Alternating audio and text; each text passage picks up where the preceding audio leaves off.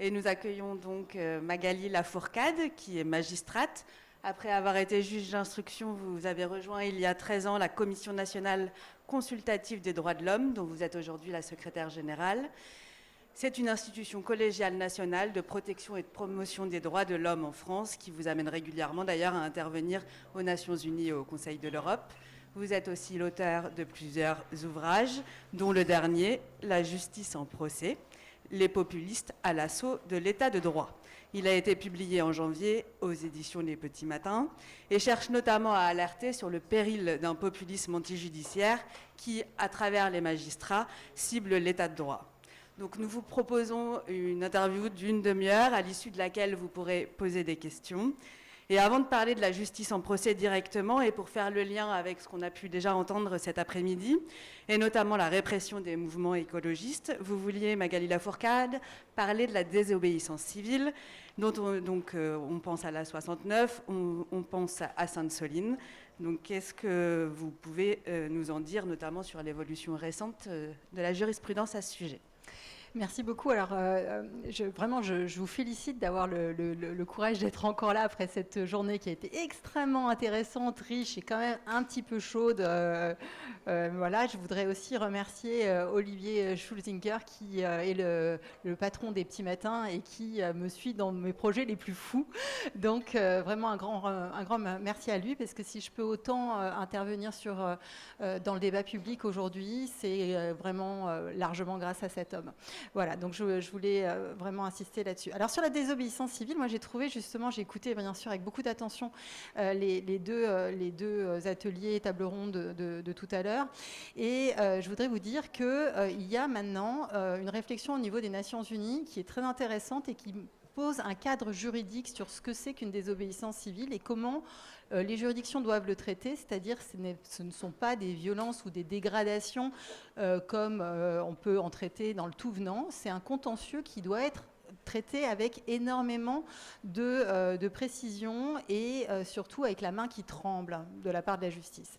Alors les critères de la désobéissance civile, c'est d'abord une action qui est faite à visage découvert, public, donc ce n'est pas le sabotage, qui est pour une cause légitime, juste, qui est revendiquée au nom de cette cause, qui doit être non violente. Alors entendons-nous bien, non violente, ça veut dire vis-à-vis des personnes. C'est-à-dire que si vous dégradez un accès à un champ d'OGM et que la dégradation est proportionnée, pour les Nations Unies, il ne s'agit pas du tout de quelque chose qui relève de la violence. Ensuite, il faut accepter de se confronter à la loi. Historiquement, c'est toujours ça, la désobéissance civile, c'est-à-dire montrer que la loi est injuste et se servir du prétoire, du tribunal, comme une tribune politique pour pouvoir montrer le caractère injuste de cela. Et là, ce que je voudrais vous dire, c'est que j'ai eu un moment assez inédit dans ma vie professionnelle, c'est qu'à un moment donné, avec le Conseil de l'Europe et l'Agence européenne des droits fondamentaux de l'Union européenne, et Michel Forst, qui a été cité tout à l'heure, qui est le rapporteur spécial des Nations Unies sur les défenseurs de l'environnement, on a fait un atelier avec une quinzaine de désobéissants civils de plusieurs pays européens. Et au cours de cet atelier, on leur a demandé pourquoi ils faisaient la désobéissance civile. Et il y avait vraiment du très très haut niveau. Il y avait Scientists in Rebellion, il y avait Just Stop Oil, il y avait donc, des Allemands, des Norvégiens, des Espagnols. Vraiment, c'était extrêmement riche. Et ce qui m'a frappé, c'est que beaucoup d'entre eux, alors qu'ils se confrontent à la loi et qu'ils savent qu'ils encourent une sanction, se considèrent comme des auxiliaires de justice. Alors, on parle d'auxiliaires de justice, je regarde un avocat ici présent, quand on parle des avocats en général. Et eux, ils disent, la justice, notamment la justice administrative, quand il faut déclarer un chantier illicite parce qu'il va détruire la biodiversité, etc., elle met énormément de temps à passer. Et donc, le fait d'aller faire des dégradations pour empêcher la construction, c'est une manière de laisser le temps à cette justice qui est tellement lente de pouvoir passer et d'aller dans notre sens. Et ça, j'ai trouvé ça absolument impressionnant. Et sur la jurisprudence, puisque c'est l'objet de votre question, on a progressivement une jurisprudence qui s'établit au niveau de la Cour européenne des droits de l'homme, et donc, vous savez bien, la désobéissance civile et sur les enjeux climatiques, ce n'est pas que français, ça traverse vraiment le continent, et là-dessus, on a une jurisprudence qui nous dit, attention, parce qu'il y a la question de la liberté d'expression, donc c'est par exemple la jurisprudence sur les décrocheurs de portraits, vous savez, du président de la République. Peut-être rappeler les décrocheurs de portraits, c'est une dizaine de militants écologistes donc, qui avaient décroché les portraits du chef de l'État dans les mairies pour protester contre l'inaction climatique dont ils l'accusaient.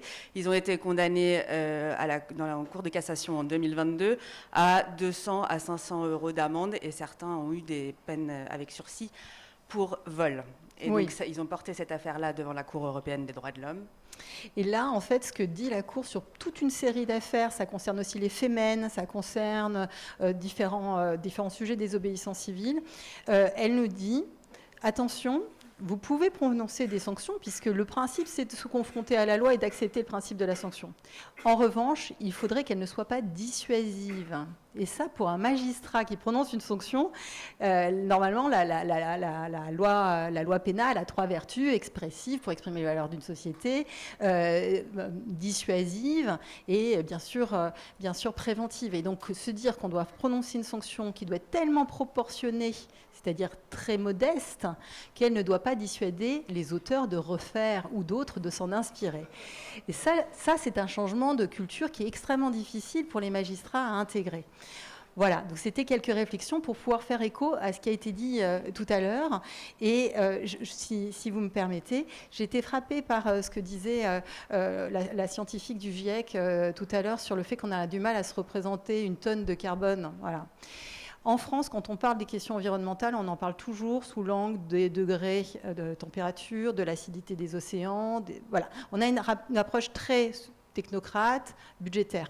Vous allez au Conseil de l'Europe, vous allez aux Nations Unies, on n'en parle qu'en termes de précarisation des droits humains.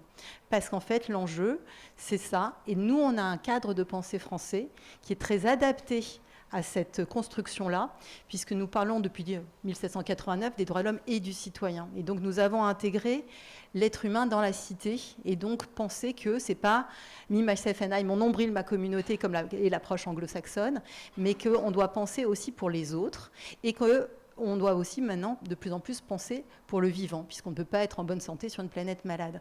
Et donc cette approche-là, qui vraiment prévaut aux Nations Unies, elle devrait essaimer dans le débat public, parce que c'est le bon cadrage, et en plus on a une histoire constitutionnelle très longue autour de la question des droits humains. Il y a un attachement viscéral des Français à cela, et je crois que ça pourrait être aussi un beau narratif politique. Très bien, donc on va passer donc, au cœur du livre, qui est la justice en procès. Vous commencez votre livre par recenser les nombreuses attaques contre les juges. Donc, est-ce que... Vous avez remarqué, hein, en ce moment, c'est la fête. Hein. Voilà, et dans le livre, ne prend pas les dernières en date. Donc, des attaques, ils sont critiqués parfois pour être laxistes, comme on a pu le voir très récemment dans l'affaire Liana. Tantôt pour être trop sévère, comme on a pu l'entendre l'année dernière, notamment au moment des condamnations de Marine Le Pen ou de Nicolas Sarkozy. Ces attaques-là, est-ce que vous trouvez qu'elles s'intensifient ? Et vous rappelez aussi qu'en 91, un ministre délégué à la justice, Kejman, donc socialiste, avait qualifié de cambriolage judiciaire la perquisition au PS. Donc, ce n'est pas tout à fait nouveau. Mais néanmoins, est-ce que vous considérez qu'il y a une intensification et en quoi vous pensez que ce phénomène-là change ? Oui, alors pour moi, il y a vraiment eu un certain nombre de points de bascule qui ont été très très rapides, puisque bien sûr, on avait eu, au moment où il y avait des perquisitions dans les lieux de pouvoir, on avait eu des mouvements des politiques qui étaient très forts. Sauf que là, on a 2 récits qui commencent à se solidifier et qui, à travers la justice, en fait, ciblent l'état de droit. Le premier récit, ça fait longtemps qu'on en parle, c'est que les juges seraient trop laxistes. Alors les juges, ils sont très perméables à l'air du temps et à l'opinion publique, et on n'a jamais eu autant de détenus dans les prisons françaises. Et il faut avoir conscience qu'en France, on est un des pays d'Europe qui incarcère le plus par 100 000 habitants. Voilà. Et qu'aussi les sociologues et les spécialistes de criminologie disent qu'il n'y a pas de lien entre un taux d'incarcération dans un pays et la réalité de la délinquance ou de la criminalité du pays. Donc c'est des choix. Donc on fait un choix pour la prison en France. Et c'est là aussi où quand on entend parler des hausses des moyens de la justice, j'en profite pour vous dire que l'essentiel des hausses de crédit de ces dernières années ont été orientées vers le bâtimentaire, c'est-à-dire création de nouvelles places de prison et rénovation d'anciennes prisons très très délabrées. Et l'autre discours, c'est un discours de déstigmatisation de la corruption, où on nous explique que les juges s'acharneraient sur les puissants, les juges seraient extrêmement sévères avec les puissants. Alors ça aussi, c'est totalement faux. Il faut absolument déconstruire ce discours.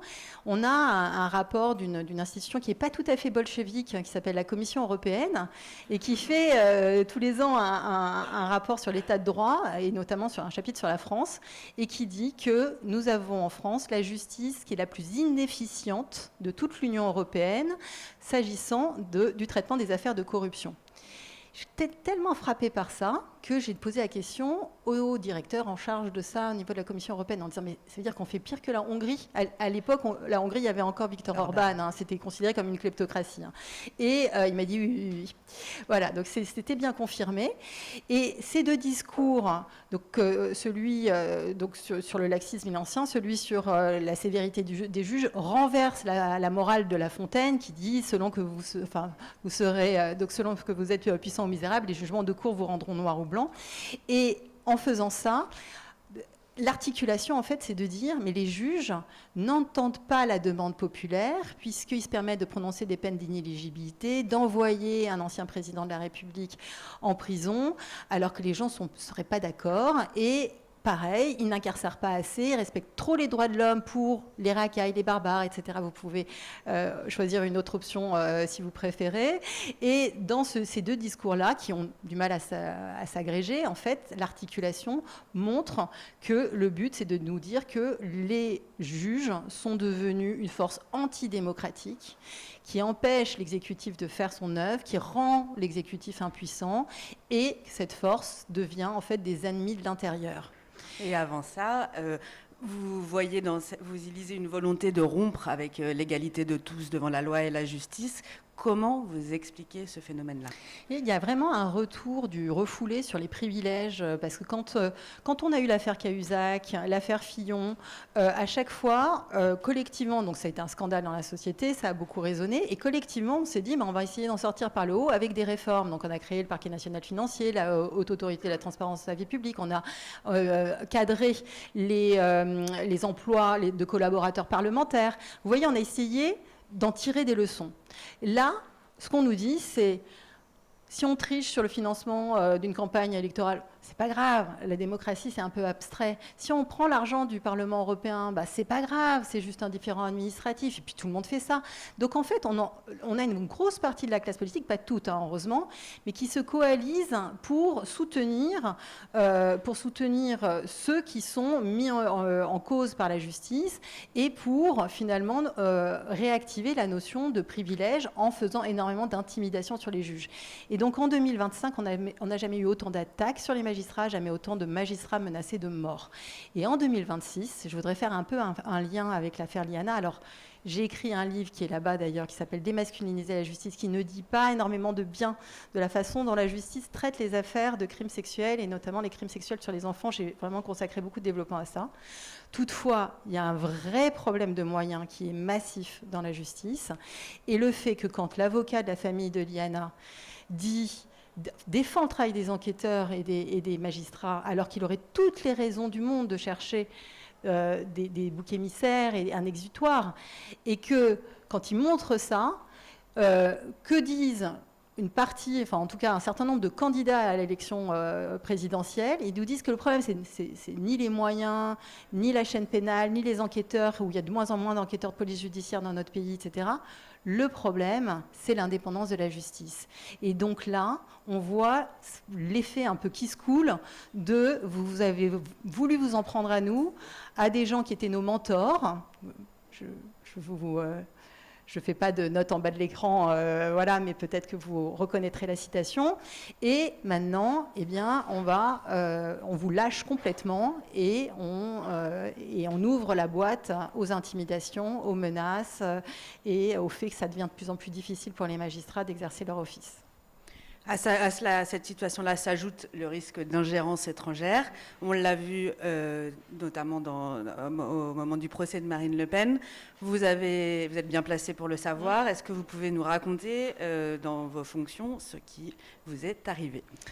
Alors, moi, dans mes fonctions à la CNCDH, vous l'avez très bien rappelé, je travaille beaucoup avec des diplomates étrangers, des pays alliés, donc avec les Nations Unies, avec le Conseil de l'Europe, et il est assez normal de rencontrer des diplomates américains. Donc, ça m'arrive de manière régulière. Et là, bon, j'avais bien vu qu'en janvier 2025, on avait eu un changement de président aux États-Unis. Mais donc, j'ai eu cette sollicitation de la part de l'ambassade américaine à Paris de rencontrer 2 diplomates où j'avais aucun ordre du jour, mais il y avait écrit quand même qu'ils étaient du département d'État, mais qu'ils étaient à l'intérieur dans le bureau de la démocratie, des droits de l'homme et du travail. Donc ça faisait sens avec mon travail. Donc je les ai reçus. Et la première préoccupation qu'ils avaient, c'était la question autour des droits sexuels et reproductifs, avec le fait que l'un des 2, Samuel Sampson, avait fait une mission au Royaume-Uni qui avait nourri le discours de J.D. Vance sur le fait qu'on avait eu une interpellation dans un périmètre de protection autour d'un centre d'avortement. Donc c'était la question autour de la liberté d'expression, il le cadrait autour des mouvements pro-life. Et ensuite, il est arrivé assez vite sur la question de Marine Le Pen avec l'idée que pour eux c'était un ban. Et donc, elle était bannie de l'élection, que c'était quelque chose qui était purement politique. Et là, on est arrivé dans une discussion complètement lunaire. J'ai eu l'expérience des discussions avec les diplomates étrangers. Ça ne m'était jamais arrivé, quelque chose comme ça, où ils cherchaient à accréditer cela, à me faire dire des choses, à voir si mon institution pouvait intervenir pour Marine Le Pen. Et donc, leur inquiétude, c'est de se dire qu'on est des grands alliés de la France et des anciens alliés, mais il faut qu'on ait sur une base de compréhension de ce que c'est que la démocratie qui soit commune. Donc derrière, vous y mettez ce que vous voulez, mais bon, moi j'ai compris où ils voulaient en venir. Et il y avait ensuite, quand je les ai raccompagnés, une ouverture, une main tendue très forte, qui quand même avait un petit parfum de corruption, où on sentait aussi, là aussi, qu'il ne fallait pas que j'hésite de revenir vers eux, j'avais bien compris l'objet. Voilà.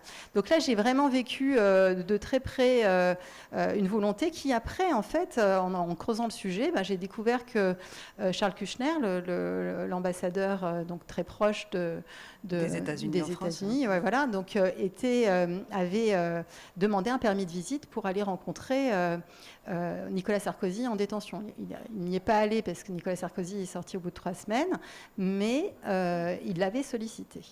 Et ça aussi, en termes de ce que ça implique, en termes de pression, quand vous avez une demande de mise en liberté à examiner, que vous avez un recours qui va avoir lieu quelques mois plus tard, pour les juges, c'est quelque chose qui est important. Et pour avoir parlé aussi avec des avocats aussi sont sous pression dès lors qu'ils défendent des intérêts qui sont contraires à des grands intérêts économiques américains qui sont largement soutenus par l'administration Trump. Alors, la critique des juges glisse assez rapidement vers la critique de l'état de droit. Donc, pour mémoire, on a eu un ministre de l'Intérieur qui a déclaré dans le journal du dimanche, donc c'était Bruno Retailleau, que l'état de droit n'était ni intangible ni sacré. L'état de droit, pour vous, c'est le socle de référence qui garantit la nature démocratique d'un État. Comment, en fait, le définissez-vous et qu'est-ce que, avec des phrases comme ça que vous passez plusieurs pages à analyser avec le choix des mots et pourquoi ce mot intangible et pourquoi sacré, où en fait vous expliquez que c'est une confusion finalement de plein de choses et que c'est difficilement lisible. Donc est-ce que vous pouvez nous dire en quoi c'est difficilement lisible et pour vous, au-delà de ce socle de référence, comment se définit ce socle de référence ?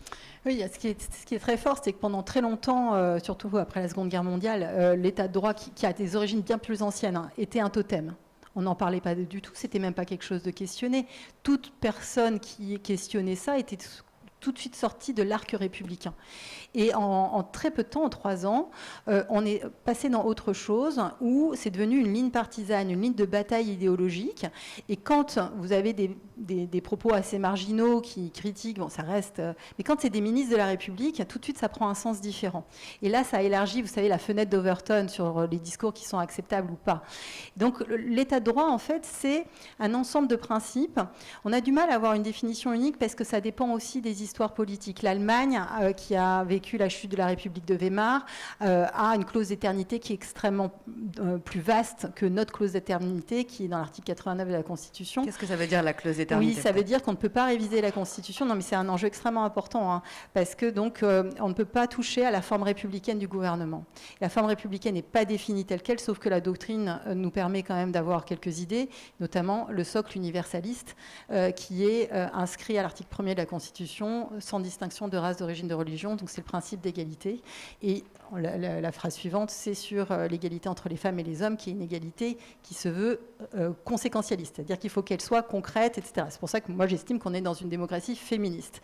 Et donc ça, c'est extrêmement important puisque, vous le savez, depuis début 2024, le Rassemblement national et maintenant d'autres candidats à la présidentielle proposent des référendums constitutionnels qui remettent profondément en cause la forme républicaine du gouvernement, avec des modifications qui sont extrêmement nombreuses, substantielles, et qui nous feraient changer de régime.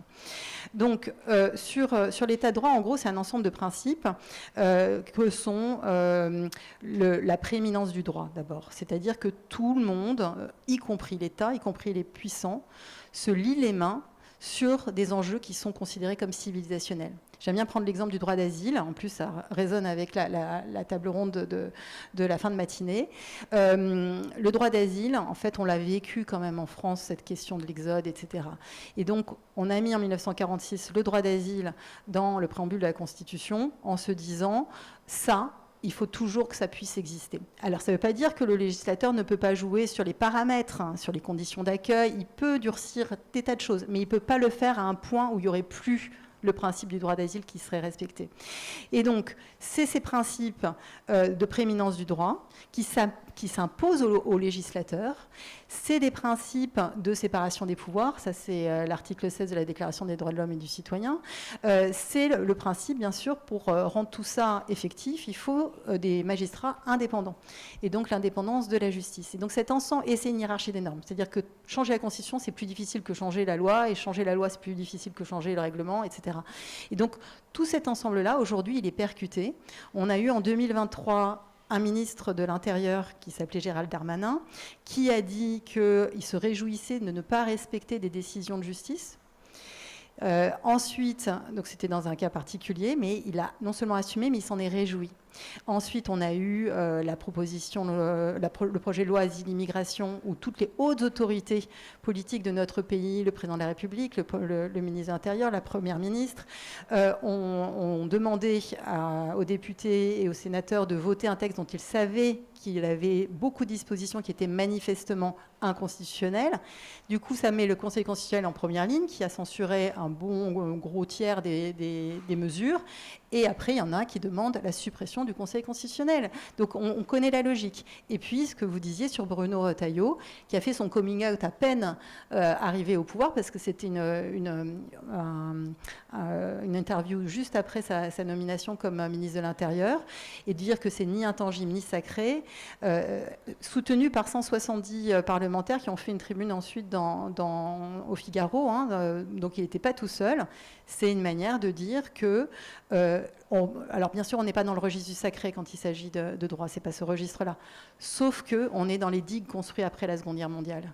Et donc c'est une manière de relativiser et de dire que c'est pas intangible. C'est parce qu'aussi, il l'a dit dans d'autres propositions, le curseur entre sécurité et liberté, on devrait refaire comme dans les états d'urgence et réduire les libertés en faveur de ce que lui il considère être de la sécurité. Et vous parliez du peuple souverain et des attaques contre le Conseil constitutionnel, sachant que chaque décision du Conseil constitutionnel qui ne leur plaît pas est critiquée, notamment par le Rassemblement national, qui l'a encore dit à propos de la décision sur zone à faible émission qui a été considéré comme un cavalier législatif, c'est-à-dire qu'il n'avait rien à faire dans le texte de loi, pas sur le fond, sur la forme. Et d'ailleurs, ça avait été soulevé à l'Assemblée nationale. Les réactions des dirigeants du Rassemblement national en disant on contraint la démocratie et c'est une décision qui est prise contre la volonté du peuple français. Donc on voit bien ce que vous dites, par rapport à ce que vous disiez tout à l'heure, que le peuple souverain serait contraint et empêché finalement et la volonté du peuple serait empêchée par l'état de droit. Et là-dessus, il faut bien être clair, c'est-à-dire que le juge, que ce soit le juge constitutionnel, administratif ou judiciaire, il ne fait qu'appliquer la hiérarchie des normes qui est indiquée dans la Constitution. Donc, c'est-à-dire, on applique d'abord ce qui est dans le bloc constitutionnel, puis ensuite les conventions internationales que la France a négociées. La France n'est pas un petit pays au niveau des négociations européennes et aux Nations Unies. Elle négocie donc le texte même des conventions, et puis après c'est ratifié par le Parlement. Donc tout ça ne sort pas de nulle part, c'est pas le juge qui invente des principes, il ne fait qu'appliquer ce qu'on lui demande d'appliquer. Et la loi étant aujourd'hui très mal écrite, contradictoire, on est dans l'inflation et l'enflure législative depuis longtemps, elle est souvent obscure, et finalement on s'en sort par les grands principes auxquels se rattacher. Donc là, évidemment, quand ça ne plaît pas aux leaders politiques qui font du révisionnisme juridique, qui essayent de changer la hiérarchie des normes, les juges sont attaqués, présentés comme des ennemis de l'intérieur, alors qu'ils ne font que respecter la volonté du peuple constituant. Le peuple constituant, c'est celui de la Constitution, et c'est tous ces textes, Déclaration des droits de l'homme de 1789, les grandes libertés fondamentales de la Troisième République, comme la liberté de la presse, la liberté d'association, la laïcité, tous ces grands principes-là. Ensuite, les droits économiques et sociaux qu'on a mis en place après le Conseil national de la résistance dans la Constitution de 1946. Et enfin, le dernier texte qui est annexé à notre Constitution, c'est la Charte de l'environnement. Et donc, c'est en fait un lien entre le peuple d'avant, le peuple d'aujourd'hui, et les générations futures qu'il faut aussi protéger. C'est ça, et donc le juge est une voix de ce peuple-là. Il n'a pas la légitimité des urnes, il a une autre légitimité, mais il se fait porte-voix de ça. Et moi, je constate quand même, malgré tout ce qu'on peut dire de cruel sur la justice, ou de juste sur la justice, qu'il y a une sorte de nouvelle alliance entre des citoyens, que ce soit des citoyens tout seuls ou engagés dans des mobilisations associatives, pour faire reconnaître l'incurie des politiques dans les politiques publiques, ou des législations qui sont contraires à notre santé, à nos intérêts, etc., aux droits fondamentaux. Et donc, ils saisissent les magistrats, notamment pour obtenir, par le biais de la question prioritaire de constitutionnalité, qui est une très bonne chose qu'a fait Nicolas Sarkozy. Ajoutée en 2008. En 2008 dans la Constitution, pour pouvoir, ce qu'on appelle aujourd'hui la question citoyenne, pour faire obstacle à des législations et à des règlements qui sont contraires à nos droits fondamentaux et notamment à notre santé. Et donc, c'est là où on voit à quel point le juge est aussi une voix du peuple. Il rend ses décisions au nom du peuple français, mais il est aussi quand on n'a plus... J'aime bien parler de qualité de vie démocratique, parce qu'on parle souvent de qualité de vie à tout bout de champ. Mais la qualité de vie démocratique, pour moi, elle se mesure aux canaux pour pouvoir contester, débattre, participer à des décisions qui nous concernent. Et on voit bien que ces dernières années, tous ces canaux se restreignent. Et donc, finalement, le juge est la voix un petit peu ultime quand tout le reste n'a pas fonctionné. Alors, vous opposez dans votre livre et vous privilégiez ce que vous appelez la démocratie substance et le peuple citoyen à la démocratie procédure et au peuple électoral. Est-ce que vous pouvez nous éclairer sur la signification de ces expressions ? Oui, alors quand on entend, vous savez, le premier parti de France, c'est l'abstention, et quand on entend des gens qui ont un socle électoral du corps électoral qui est extrêmement petit et qui vous disent moi je parle au nom des Français et je veux faire une majorité nationale, parce que je pense à un discours de Bruno Retailleau en ce sens. Vous allez penser que je suis obsessionnelle, mais pas du tout. Et donc quand on parle de ça, en fait, on réduit le peuple a cette simple procédure où on aurait en fait le peuple qui pourrait s'exprimer dans les urnes de manière intermittente, mais par contre, dans la période post-scrutin, on n'aurait plus à entendre le peuple. C'est ce que disait Emmanuel Macron quand il y avait des manifestations énormes sur la réforme des retraites et qui disait « ça n'est pas le peuple, c'est la foule ». Le peuple s'exprime à travers les représentants de la nation qui sont souverains. Mais non, c'est pas du tout ça. Le peuple, il peut s'exprimer de 1000 manières, il doit pouvoir s'exprimer. C'est ça, la démocratie, ça doit être continu. Et la substance, c'est le fait que dans notre état de droit, on a ces principes qui visent à empêcher l'arbitraire. C'est pour ça qu'on est très marqué par la prise de la Bastille. Désolée de revenir si loin, mais il n'y avait que 7 détenus à l'époque à la Bastille. C'est juste que pour nous, ça a représenté, pour nous, pour ceux qui sont battus pour nous et qui ont risqué leur vie pour nous, c'était les lettres de cachet. Et donc, c'était l'arbitraire de l'État. Et donc, on ne veut plus d'arbitraire de l'État et c'est pour ça que l'État doit être soumis à la prééminence du droit. Mais c'est aussi le fait de reconnaître des droits fondamentaux. Et c'est tout ce catalogue de droits fondamentaux qui sont inscrits dans notre Constitution, qui sont aussi à peu près les mêmes dans les traités internationaux des droits humains. Et tout ça, c'est la substance. Et notre substance, c'est le fait de se reconnaître dans ces principes civilisationnels. Je vous parlais du droit d'asile tout à l'heure, qui est un droit de plus en plus contesté et qui pourtant résonne très fortement avec notre histoire. Donc, ma conception de la démocratie, c'est que la démocratie est une substance. Elle n'est pas qu'une procédure où on va mettre son bulletin et elle impose non seulement qu'on puisse entendre la voix du peuple de manière continue, mais aussi qu'il y ait l'œil du peuple qui puisse observer chacune de nos institutions démocratiques. Ça ne vient pas de moi, ça vient d'un grand philosophe britannique qui s'appelle Jeremy Bentham. Ça a été largement repris par Pierre Rosanvallon et je crois que toutes ces réflexions sont extrêmement importantes. Dans les remerciements de votre livre, vous formez, je cite, le vœu que jamais la société française ne cède aux sirènes des révisionnistes illibéraux. Et vous finissez votre tribune qu'on a publiée dans Libération par cette phrase « L'enjeu n'est pas seulement de résister à l'offensive réactionnaire, mais de porter une plus haute ambition, celle de revitaliser nos fonctionnalités démocratiques. » Alors, comment à la veille d'un scrutin présidentiel où, si on en croit les enquêtes d'opinion, le Rassemblement national pourrait passer au pouvoir, qu'est-ce que vous pensez qu'il est temps de faire et est-ce qu'il y a une forme ou pas de fatalité? Alors moi, je ne crois pas du tout à la fatalité. On nous explique tout le temps que la digue va céder parce que la vague est trop haute. Et en fait, ça, rien que de porter ce narratif-là, c'est un acte de force. Alors que le citoyen est toujours libre. Donc il a un acte de liberté à faire qui est le moment du vote.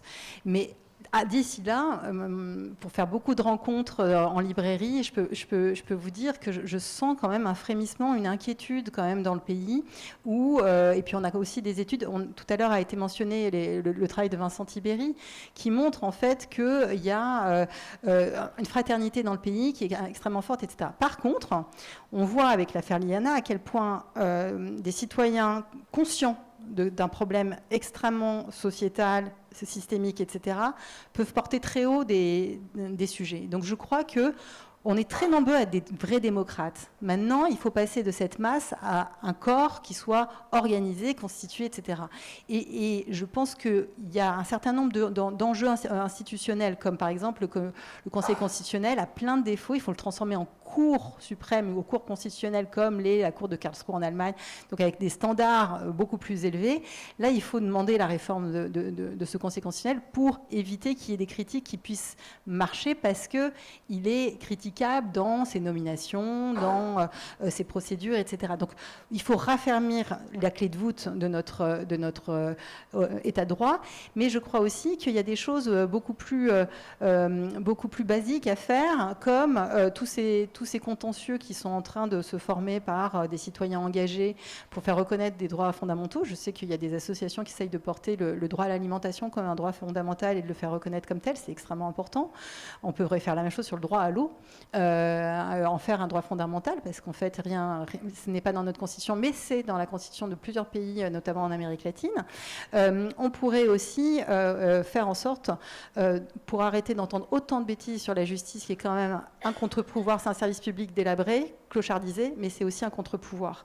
Et donc, pour revitaliser ce contre-pouvoir, moi, je crois qu'il faut que le citoyen découvre sa justice. C'est pour ça que je suis très heureuse que beaucoup de tribunaux ouvrent leurs portes en ce moment aux citoyens pour expliquer, pour montrer l'état les piles de dossiers, pour montrer la façon dont ils travaillent. Et une des préconisations que je porte, mais j'en porte beaucoup, une des préconisations, c'est de généraliser ce que pratiquent certains tribunaux, c'est-à-dire de faire venir des élèves de 4e ou 3e voir une audience de comparution immédiate. Parce que si on fait un petit sondage dans la salle, combien d'entre vous, est-ce que vous pourriez lever la main, ceux qui ont eu affaire à la justice, que ce soit en victime, en auteur, en divorce, enfin, voilà. Oui, c'est à peu près toujours la même chose, c'est-à-dire, je dirais, pas plus de 15% de mains qui se lèvent. Donc, dans les services publics, on connaît très bien l'école parce qu'on a tous été, et pour certains d'entre nous longtemps, et on connaît aussi l'hôpital parce qu'on a tous au moins été une fois.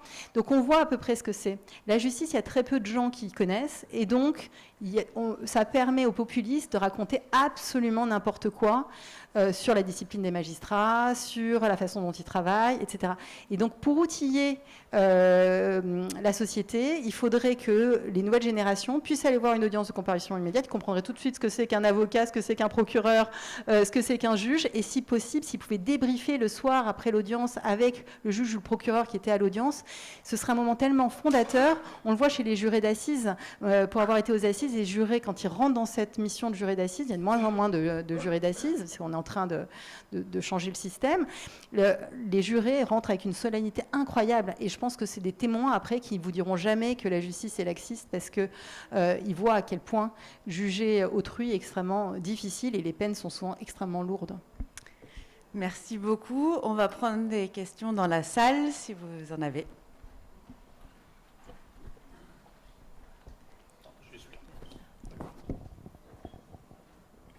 Merci. C'est un vrai plaisir de vous entendre et de vous écouter.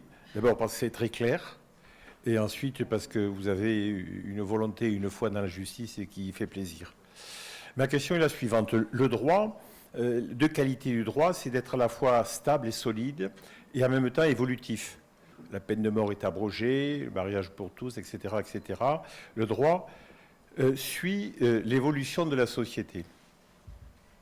Les populistes ont souvent recours à une idée bizarre, qui est le référendum, et dont on voit que le référendum va être utilisé comme une arme, par exemple le référendum pour supprimer le Conseil constitutionnel, etc., etc.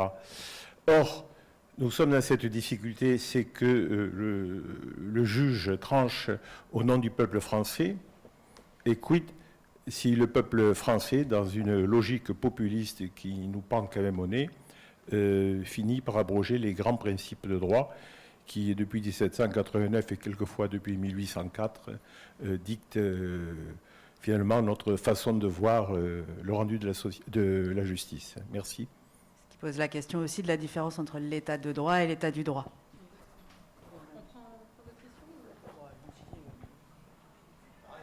Rapide toujours.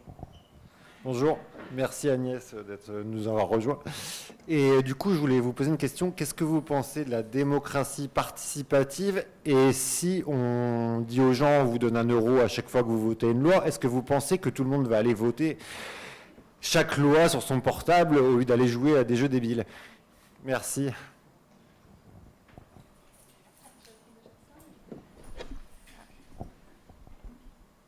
Merci. Merci de ce que vous nous avez déjà dit. Je voudrais savoir comment se gère le droit à l'image et les vidéos de flics qui entendent brutaliser des manifestants, par exemple. Alors, merci pour les questions. Alors, sur le référendum, c'est extrêmement intéressant. Je dois déjà vous dire que dans l'histoire de la Ve République, on est face à la plus longue période de notre histoire de la Ve sans référendum populaire. Et que ça montre à quel point il y a une fébrilité des responsables politiques, puisque l'échec du référendum de 2005 a fait que, malgré à chaque fois, on a eu un président de la République à chaque fois qui nous disait Oui, non, mais la plus longue période sans référendum. Donc là, ça fait plus de 20 ans, alors qu'il n'y a jamais eu autant de temps entre deux référendums. Voilà. Bien sûr, il y a eu d'autres échecs. 69, on se souvient du général de Gaulle.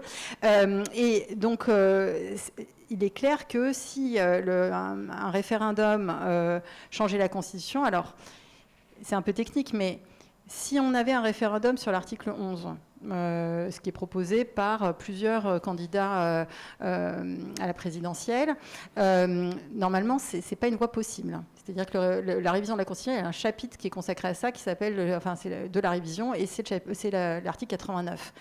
Et donc, ça passe par un vote par chacune des chambres, et ensuite, soit on réunit le Congrès, soit on passe au référendum sur le texte qui a été voté par chacune des chambres. Ce qui fait qu'il y a un filtre, en fait, par les représentants de la nation. Si on passe par l'article 11, normalement, le Conseil d'État et le Conseil constitutionnel vont dire que le décret de convocation aux élections est inconstitutionnel. C'est ce qui a été fait en 62, quand le général de Gaulle a fait le suffrage universel, mais à l'époque, les décisions n'étaient pas rendues publiques. Et c'est la même chose en 69. Donc, comme le général de Gaulle lui-même n'a pas respecté la lettre de la Constitution, certains se disent, nous aussi, on peut faire pareil après tout. Bon. N'est pas le général de Gaulle qui veut non plus. Il faut aussi, à un moment donné, avoir un ego un peu moins surdimensionné peut-être.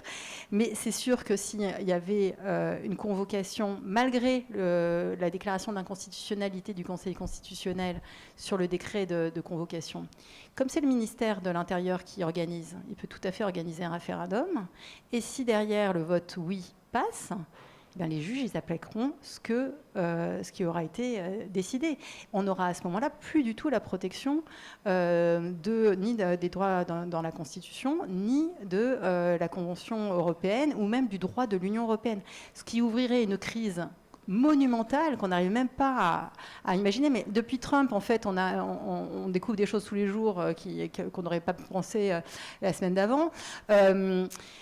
On aurait un pays qui serait complètement en retrait vis-à-vis des autres institutions du Conseil de l'Europe, de l'Union européenne, et il y aurait une crise énorme. Je pense aussi c'est pour ça qu'on a un tel soutien de la sphère MAGA américaine auprès de certains de nos leaders politiques, puisqu'il y a derrière l'idée d'effondrer aussi l'Union européenne.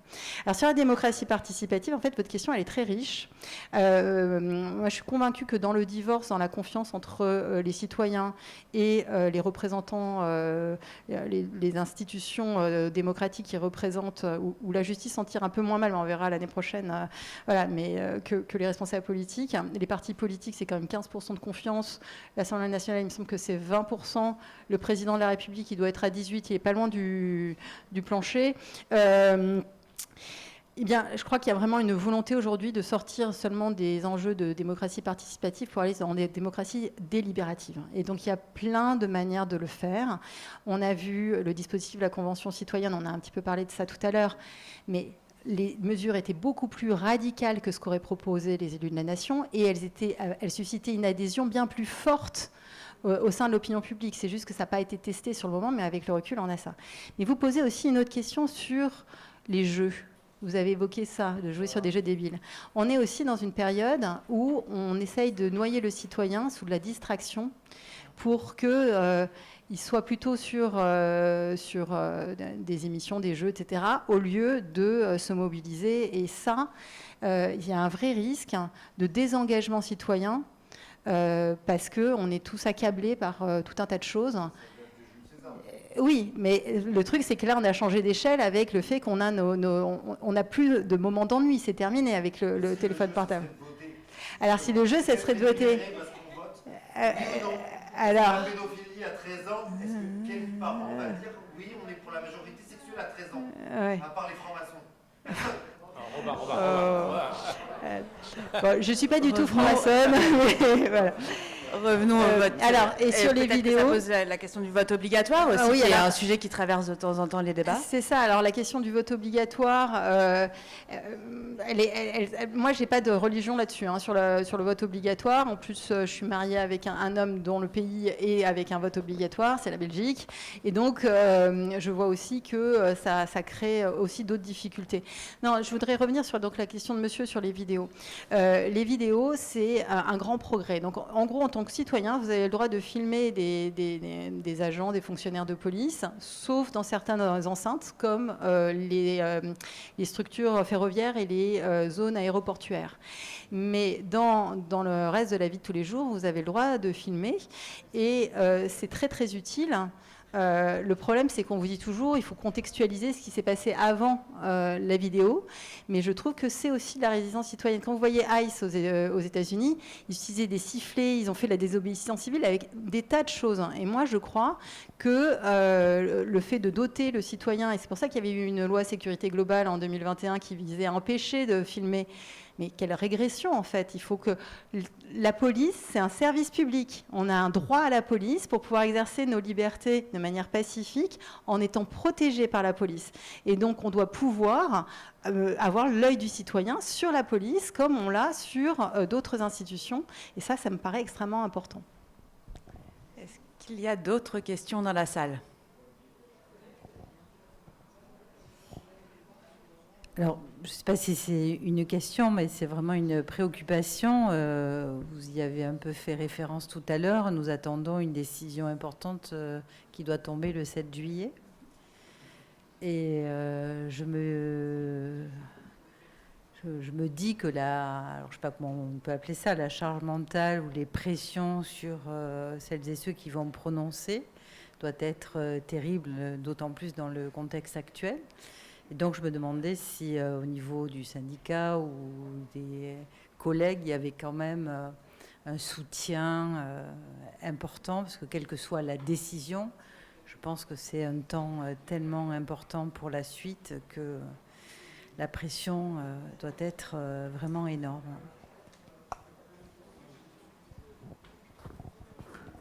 Est-ce qu'il y a d'autres questions ? Bon, alors je réponds à cette question. Alors d'abord, moi, je ne suis pas dans le dossier, donc je sais pas du tout quelle va être la décision. Elle sera rendue le 7 juillet. On a forcément une spécificité quand il s'agit de juger des responsables politiques. Ça ne veut pas dire que c'est des procès politiques. Au contraire, les magistrats sont extrêmement scrupuleux pour faire que toutes les voies de recours aient pu être purgées, etc. Parce qu'il y a une intention très, très, très forte. Ça met une pression extrêmement importante. Mais c'est clair que pour avoir la sérénité, c'est compliqué. Parce que vu comment ça s'est passé pour la présidente du tribunal, c'était une décision collégiale, je tiens à le rappeler, qui a été après harcelée, voilà, très, très décriée, etc. Pareil dans la décision de l'affaire libyenne, ça a été extrêmement violent. C'est difficile d'exercer son métier avec sérénité. Et justement, je voudrais vous dire à quel point les institutions de la République, elles ne peuvent tenir que si on ne fait pas peser sur le courage des individus. C'est-à-dire que la justice, elle doit être rendue en respectant les procédures. L'autorité d'une décision de justice, elle vient aussi de la rigueur dans le processus judiciaire. Et une fois que vous l'avez rendue, elle doit faire autorité. Et à ce moment-là, si vous le faites avec la peur au ventre, vous n'êtes pas dans les meilleures conditions, ça, loin s'en faut. Et le fait qu'il y ait eu autant d'oreilles attentives médiatiques, où Marine Le Pen a pu aller au journal de télé. Et c'est pareil pour Nicolas Sarkozy, à peine sorti de la salle d'audience, il avait une forêt de micros devant lui. Ils peuvent faire le récit de tout ça, qui n'est pas le récit du dossier, qui est le récit de quelqu'un qui est mis en cause et qui veut se présenter le mieux possible. Et ça, déjà, quand on est face à des magistrats qui sont très taiseux, là maintenant, je trouve que c'est très bien qu'ils aillent beaucoup plus au contact de la population. Et puis surtout, les syndicats aujourd'hui sont très attaqués. On a quand même Édouard Philippe qui a attaqué les syndicats en disant qu'il faudrait peut-être interdire la syndicalisation. Là, je voudrais aussi redire quelque chose de concret. Il y a 28% des magistrats qui sont syndiqués. C'est petit. Et les magistrats ne sont pas tellement syndiqués. Dans la police, on est autour de 90%. Donc il y a des corps qui sont plus ou moins syndiqués. La justice n'est pas un syndicat, n'est pas un corps qui est très syndiqué. Et donc dans ce contexte, on voit bien que les garants constitutionnels, enfin le président de la République, c'est écrit dans la Constitution, hein, il est le garant de l'indépendance de la justice. Le ministre de la Justice est censé aussi protéger. En ce moment, j'ai un de mes collègues qui s'appelle Youssef Badr, hein, qui fait l'objet d'attaques vraiment honteuses, indignes. J'ai pas entendu le ministre de la Justice prendre la parole. Peut-être qu'il l'a fait, mais je ne crois pas. Voilà, et il est vraiment, c'est des attaques indignes.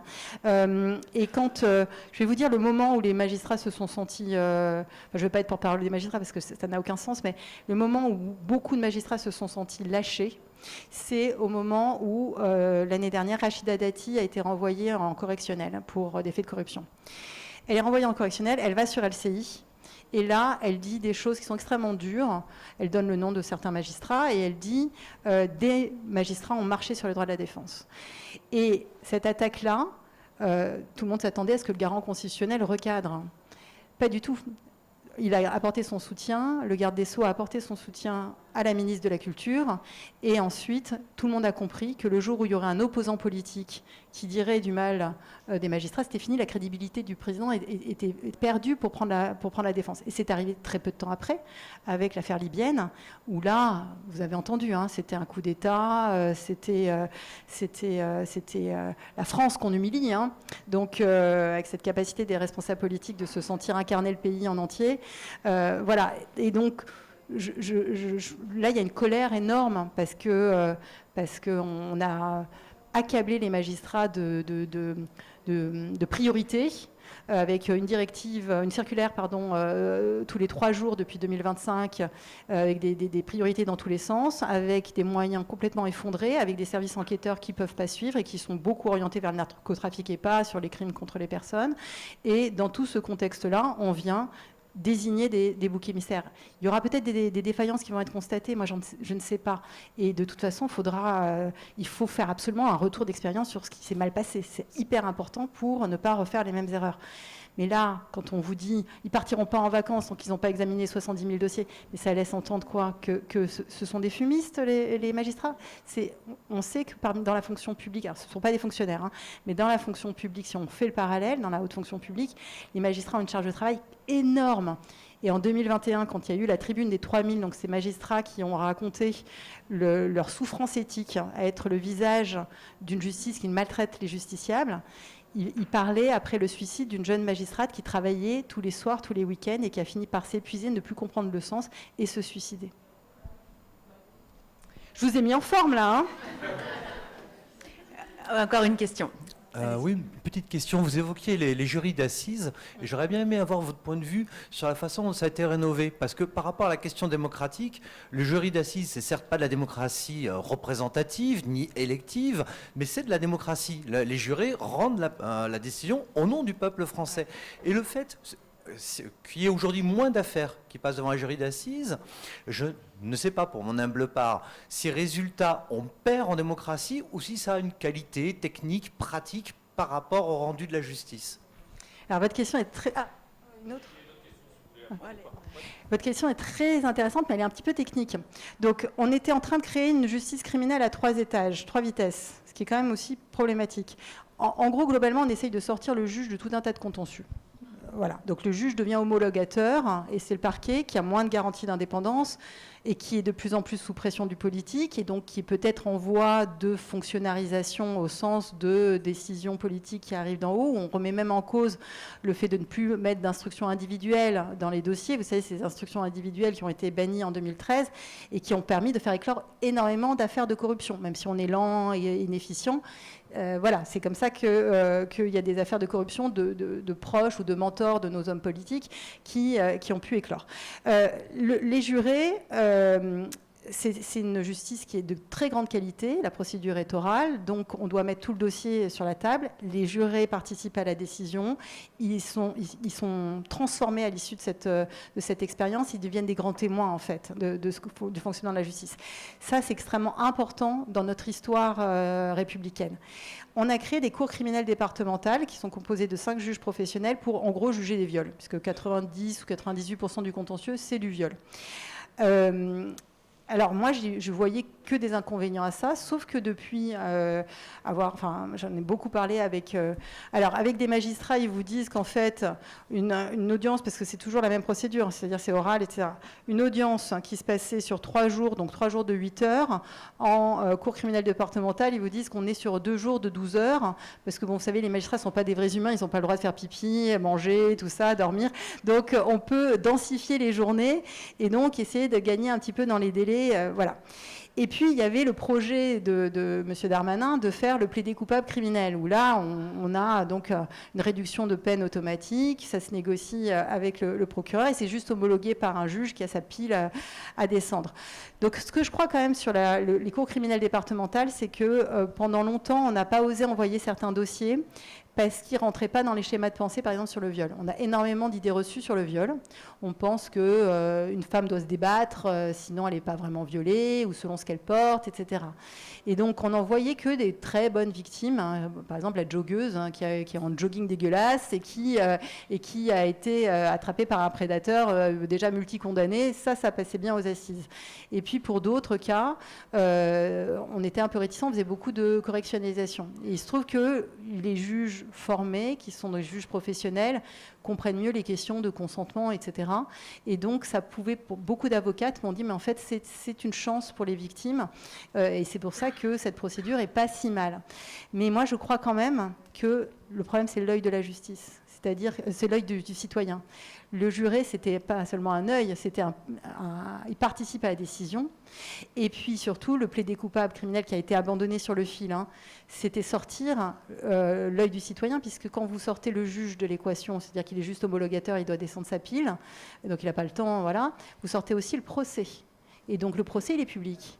Et donc vous sortez la possibilité pour le citoyen de vérifier que la justice est bien rendue. Et ça, c'est aussi un problème démocratique grave. Oui, bonjour. Moi, j'avais une question pour revenir sur les syndicats. Je sais que j'aimerais avoir votre avis sur le fait que le syndicat de la magistrature, à une certaine époque, avait un mur des cons. Le mur des cons, le fameux mur des cons. Voilà. Est-ce que vous ne pensez pas que ça, c'est un problème, que le fait de placarder des personnalités publiques et qu'après, que ça soit un peu impartial ? Alors, merci beaucoup d'avoir posé cette question, parce que le mur des cons, on en parle, c'est une affaire, si je ne me trompe pas, qui remonte à 2013, donc qui est ancienne. Depuis, il y a eu dans plein de corps, par exemple, les listes WhatsApp racistes de certains policiers, où on en a parlé, mais on ne leur reproche plus, ou dans d'autres formations professionnelles. Mais pour les juges, ça a été un cataclysme. Alors, très clairement, le syndicat de la magistrature, non seulement sa présidente a été condamnée, donc on nous dit c'est l'impunité, non, elle a été condamnée. Ensuite, le syndicat a énormément perdu en adhérents. Donc il y a eu aussi une sanction dans les urnes. Et donc moi, j'ai jamais été syndiquée, hein, donc j'en parle avec d'autant plus de distance. Et donc le syndicat de la magistrature est marqué par cette histoire. Et aujourd'hui, on le réactive à chaque fois. N'oublions pas qu'il y a aussi un syndicat de droite. Il y a un syndicat majoritaire USM qui n'est pas ni de droite ni de gauche, parce que lui, il est juste sur la défense du fait qu'on ait des moyens pour traiter les dossiers, etc. Bon, voilà. Et quand il y a eu l'affaire libyenne, on a fait la confusion entre l'USM et l'ESM. Donc l'USM, c'est le syndicat majoritaire, en disant que la présidente de l'audience avait 14 ans plus tôt manifesté pour l'USM dans une manifestation contre une réforme du garde des Sceaux de l'époque, qui était sous l'autorité évidemment de Nicolas Sarkozy, qui était président de la République. Voilà, et donc on sort ça, c'était connu de tout le monde, hein, donc voilà, et pourtant ils ont sorti après pour essayer de disqualifier la présidente de l'audience. Mais la question de la syndicalisation, ça n'est pas nécessairement un problème d'impartialité. C'est-à-dire que l'impartialité, en gros, c'est l'honnêteté intellectuelle. C'est-à-dire que vous devez juger en fait et en droit, et et être honnête dans ce que vous jugez. La collégialité, c'est une protection. Et quand j'ai fait la justice en procès, j'ai voulu analyser tous ces discours-là. Et en fait, il y a 9% du corps de la magistrature qui est au syndicat de la magistrature. 9%. Pardon, le 9% du corps, oui, voilà, c'est ce que... Donc, c'est tout petit, en fait, en termes d'effectifs. Donc, la probabilité de tomber sur un magistrat du syndicat de la magistrature est faible. Et en plus, quand vous faites partie des organisations, donc, vous devez déclarer vos intérêts. Donc, si vous faites partie de la gouvernance, vous devez le faire savoir. Donc à votre autorité hiérarchique. Ce qui veut dire qu'il y a aussi des dispositifs pour, s'il y a une suspicion donc de déport, on a plein de mécanismes de déport, il y a le mécanisme de... voilà, oui, et aussi les justiciables peuvent demander à ce qu'il y ait un dépaysement du dossier, etc. Enfin, des tas de mécanismes existent.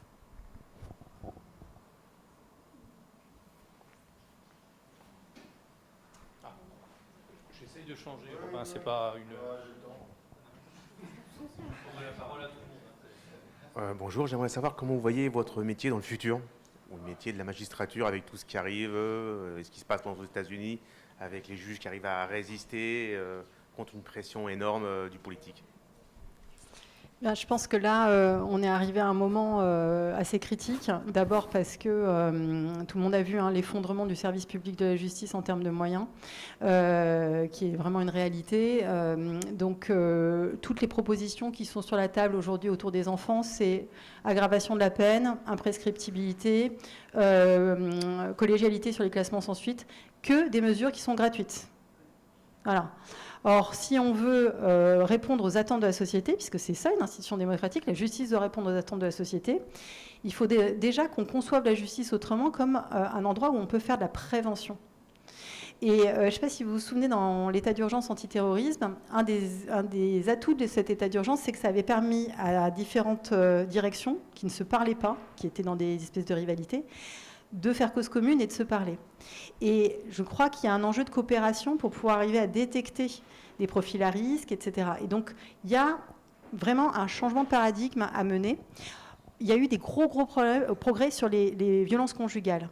Moi, quand j'étais jeune auditrice, on me disait les audiences de violences conjugales, de toute façon, ils vont repartir bras dessus, bras dessous, pourquoi elles ne le quittent pas? On ne connaissait pas le phénomène d'emprise, etc. Maintenant, il y a vraiment un recul des classements sans suite. Les peines prononcées sont plus lourdes, il y a beaucoup plus de condamnations. Donc, il y a quelque chose qui s'est passé autour des violences conjugales. On commence aussi à penser que les enfants sont co-victimes quand ils assistent, alors que pendant longtemps, on disait, moi, on m'avait appris, on peut taper sa femme et être un bon père. Tout ça, ce discours est en train de changer. Mais sur les violences sexuelles, on est face à une masse de dossiers colossale, puisque personne n'avait anticipé ni MeToo inceste, manifestement. Il y a une vraie incurie de nos responsables politiques. Et donc, dans ce paysage-là, quand les enquêteurs sont sous l'eau et quand il y a vraiment trop de dossiers, et que vous traînez, par exemple, sur les enfants, à aller faire tout de suite les actes nécessaires, on sait que la mémoire s'effrite très vite. Après, ça ne sert plus à rien, vous n'arriverez plus à rien, et donc il faudra classer sans suite. Et donc ça fait des classements sans suite, alors qu'il y a des vrais dangers et qu'il y a des vraies victimes surtout. Donc on ne sait pas se protéger collectivement parce qu'on n'a pas pensé, la justice, elle est là pour faire de l'enquête et ensuite condamner et réprimer. Pas du tout faire de la détection, de la prévention, etc. Les logiciels ne sont pas adaptés, ils ne sont pas du tout fusionnés avec ceux, enfin ils ne sont pas intégrés avec ceux de la police. Enfin, on est dans même la numérisation des procédures. Vous avez vu l'histoire de l'affaire Liana, ça a mis plusieurs mois avant d'arriver au parquet. Comment c'est possible en 2026?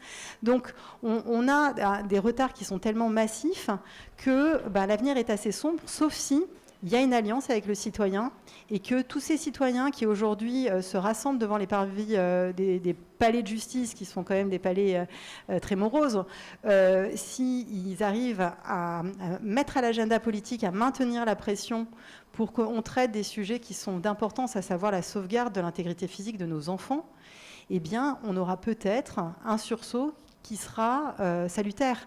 Moi, je crois beaucoup à l'alliance du juge et du citoyen.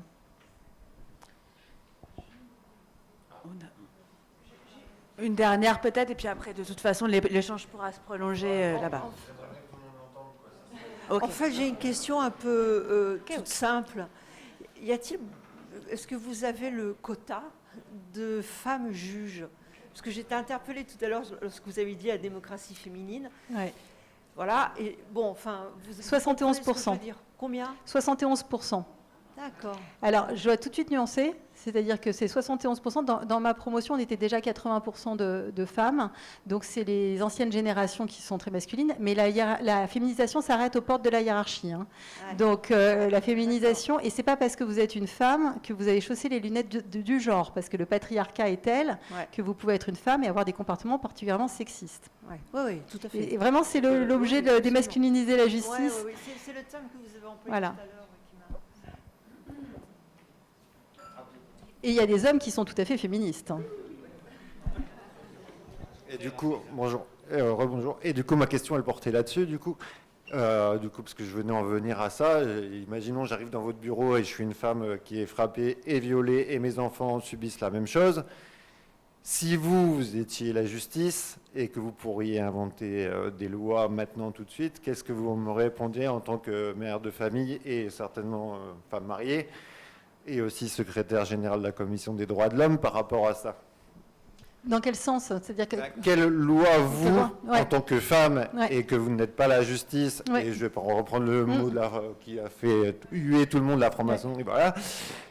Qu'est-ce que vous, si vous étiez la justice, demain, Madame Justice, quelle loi vous prendriez contre les pères violeurs et frappeurs d'enfants et de leurs femmes, en fait? Alors, déjà... Est-ce que on ne pourrait pas être directement à l'école, interroger les enfants de maternelle pour dire est-ce que ton père te frappe? Est-ce qu'il y a des comportements bizarres avec ta mère? Est-ce que ceci... Parce que moi, je suis un peu victime, en fait, de ça. Je n'ai pas été violée, mais je suis victime du reste, en fait. Je pense qu'on a voilà. compris le sens Et de votre question. voilà. Alors, déjà, donc déjà, les juges, ce ne sont pas ceux qui font la loi. Moi, grâce à la CNCDH, je propose des amendements, je fais du plaidoyer politique, etc.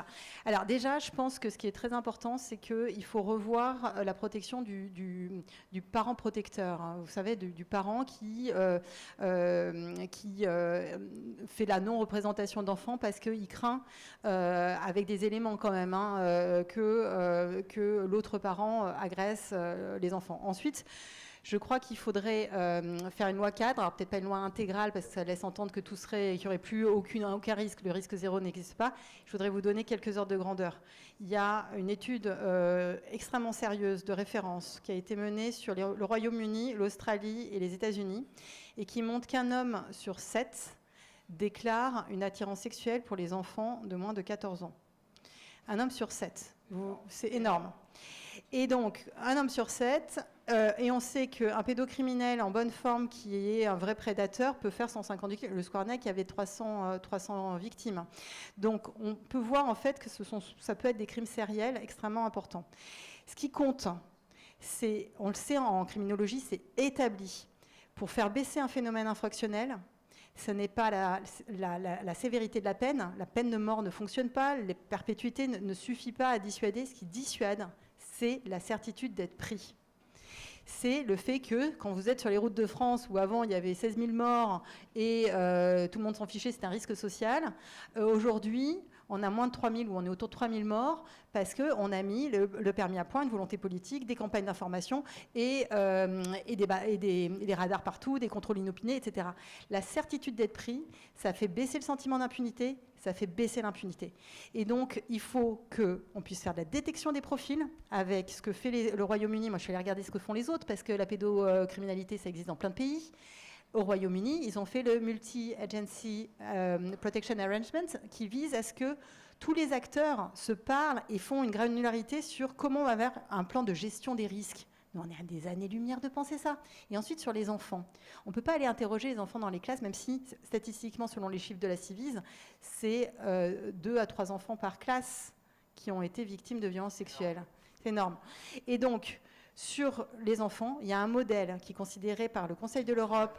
Voilà, il y a un modèle qui est considéré par le Conseil de l'Europe comme étant le meilleur modèle, qui est un modèle islandais qui existe depuis 1998, donc c'est pas récent, où vous avez, c'est Barnahus le modèle, vous avez un endroit où vous amenez l'enfant qui est extrêmement chaleureux, c'est pas un commissariat, une salle à côté où il y a tous les acteurs, les acteurs judiciaires, les acteurs policiers, les acteurs pédopsychiatriques, les acteurs de soins et les acteurs aussi de mise en protection type aide sociale à l'enfance. Dans une autre salle où c'est retransmis. Et par oreillette, on peut faire préciser des questions au seul interlocuteur qui parle à l'enfant. Tout ça est filmé. Et on fait une audition une fois pour toutes, qui sert tout le reste de la procédure pour éviter la victimisation secondaire liée au fait qu'on vous balade aux UMJ, voilà. Et donc, ça, c'est le modèle qui a essaimé en Europe dans plein de pays. Pourquoi on ne s'inspire pas de ces modèles étrangers qui fonctionnent? Les enfants, si vous recueillez bien leurs paroles tout de suite et que vous faites tout de suite les actes, vous avez un discours qui est crédible. C'est aussi les protocoles NICHT, pour ceux qui connaissent. Vous avez un discours qui est crédible, qui permet une réponse judiciaire. Vous mettez tout de suite en place les soins adaptés pour éviter le psychotrauma ou le réduire, et aussi les mesures de protection s'il faut le sortir de chez lui, par exemple. Donc tout ça doit être coordonné et doit être sur l'ensemble du territoire. Et c'est là où on va nous dire il n'y a pas d'argent, parce qu'on n'a plus de marge budgétaire. Et pourtant, c'est un enjeu de société majeur. Mais si on prenait chaque adulte et qu'on lui mettait une photo de gamin à poil, s'il vous plaît. S'il vous plaît. Merci. Merci beaucoup. Je voulais remercier tous les organisateurs de ces rencontres de la région au département, le Festival Nostre-Mare et SOS Racisme. Vous signalez la présence de l'ouvrage de Magali Lafourcade et des autres orateurs de la journée au stand de la librairie Torquatis là-bas, où vous allez d'ailleurs dédicacer votre ouvrage. Et peut-être finir en vous lisant une citation. Chaque chapitre du livre commence par une citation de Robert Badinter. Et la première partie, intitulée « Deux discours, une ambiance », commence par celle-ci. « Le fascisme ne s'élève pas dans les pays développés comme la tempête en une nuit. Il est d'abord rampant, dissimulé, ordinaire. Il progresse par les 1000 voies de la haine, avivé par les difficultés économiques. Il s'empare des cœurs avant de pervertir les esprits, puis de prendre le pouvoir. »